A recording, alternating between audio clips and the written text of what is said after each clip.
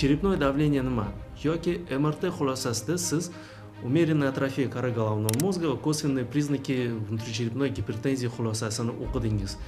Eng ko'p uchraydigan MRT xulosalaridagi ikkita ibora. Go'yoki MRT spetsialistlarimiz hech narsani topolmaganini nima yozishni bilmay yozib qo'yadiganga o'xshaydi. Aslida bu hech qanaqa qo'rqinchli narsa emas.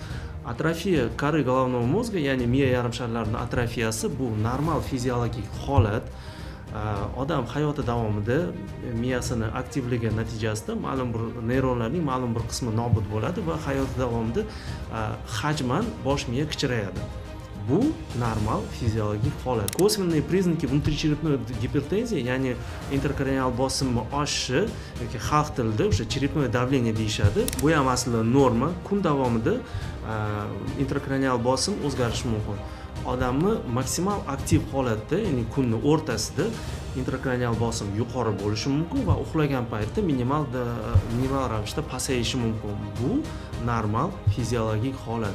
Bu video sizga yoqgan bo'lsa, like qo'ying, do'stlaringizga yuborib qo'ying, savollaringiz bo'lsa yozib qoldiring va men albatta javob beraman.